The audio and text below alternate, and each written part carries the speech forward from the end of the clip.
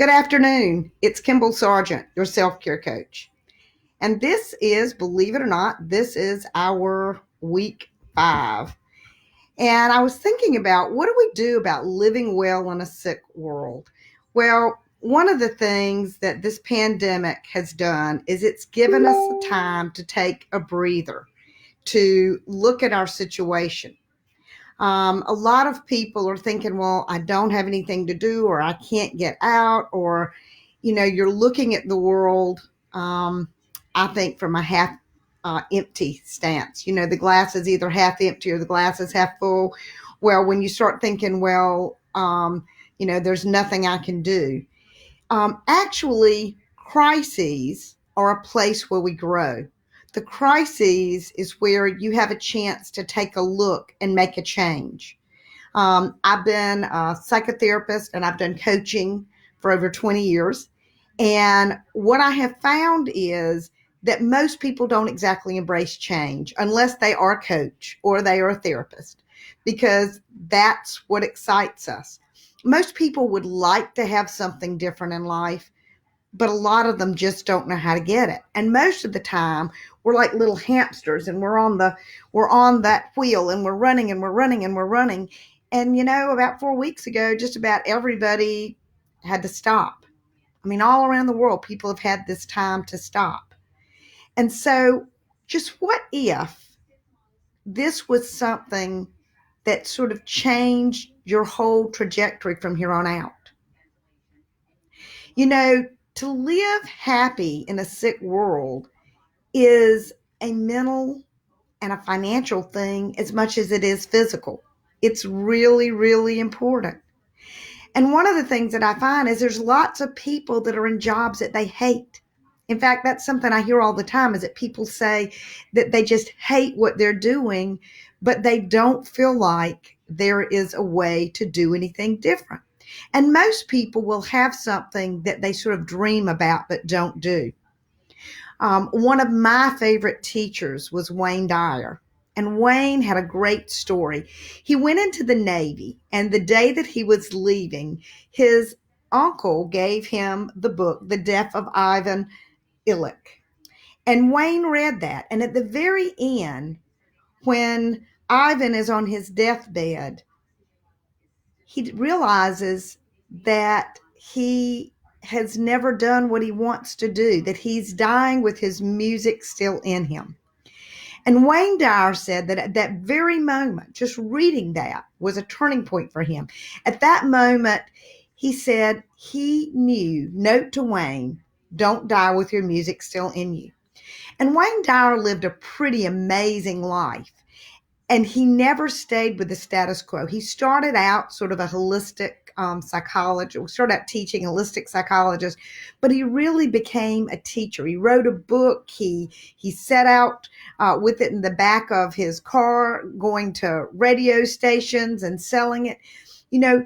He made a decision at that time that he wouldn't die with his music still in him. So when you have this time, I'd like for you to think, are you living the life that you really want to live? Pre-lockdown, the work that you do, is that the work that you really, really want to do? Or is it the work that you feel like you have to do? Is there something else that you'd like to do? Or would you just like to explore? What are you good at? What is it you're good at that you can make money at? What is that you're good at, you can make money at, and it gives you purpose? These are questions to ask yourself. You want to really spend a little bit of time dreaming. Now, if you recall, in one of the early weeks of this, in one of the classes, I talked with you about a book called Man's Search for Meaning. And in it, the writer talks about living through the concentration camp. And the way he did that was he saw himself, after the war, he saw himself lecturing to all of these doctors, psychologists, about how he lived. During that time, he was thinking about what he was going to be doing after this. So what are we going to be doing afterwards? Now, I promise you that when we first go out, that we will not go back to the same world we had. In fact, we'll never go back to that world. The one thing that you can really count on in life is change. And I would say for most people on the planet right now, no one has ever been through a change that has been exactly like this one. I mean, wars or anything that have happened in our lifetimes have not been exactly like what has happened worldwide with this. And there'll be changes. We're going to spend a lot more of our lives online virtually than we ever have before. And with that, we will lose something. And with that, we'll gain something. And one of the things I found is I really kind of like being home. And I worked from home, but I spent a lot of time dashing around.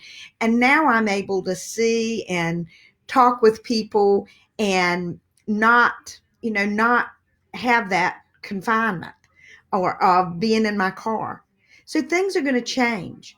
So what if right now you decided that you wanted to design your life?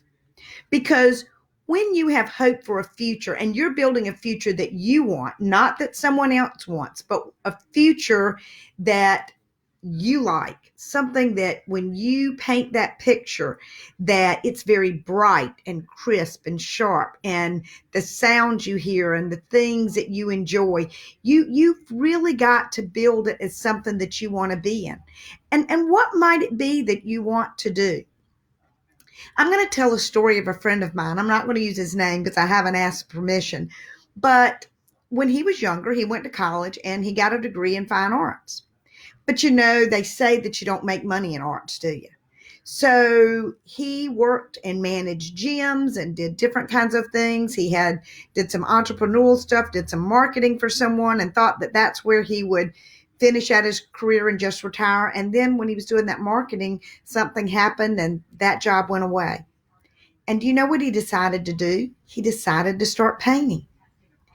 And now he is a very successful painter who makes a lot of money for his paintings. I bet he's making the best money he's ever made, and he loves what he's doing. But he took a crisis, which was a loss of a job. And with that loss of that job, he decided to do what he loved. So what I'm going to give you a homework assignment.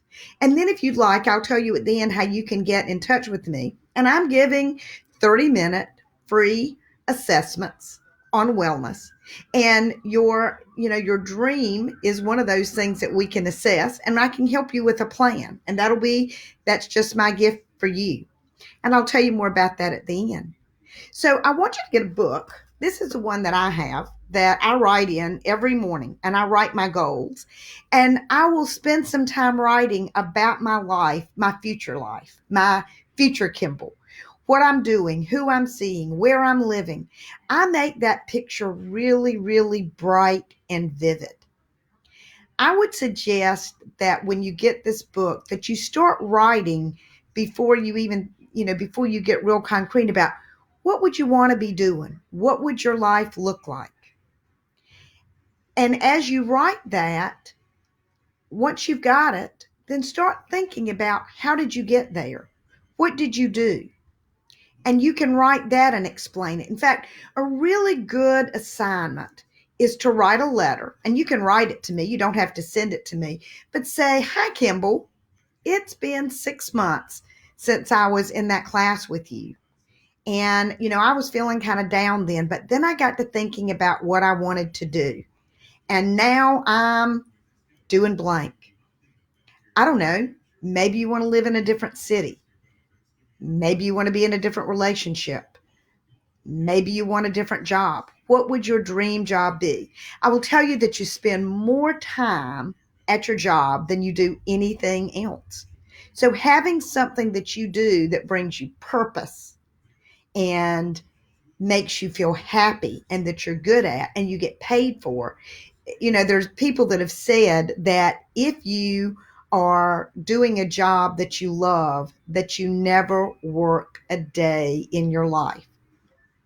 Now, in any kind of crisis like this, people will come out, and some people, their jobs aren't coming back. So if you're one of those people that you're pretty sure your job's not coming back, then this is even more important to you, because what are you going to do in the future?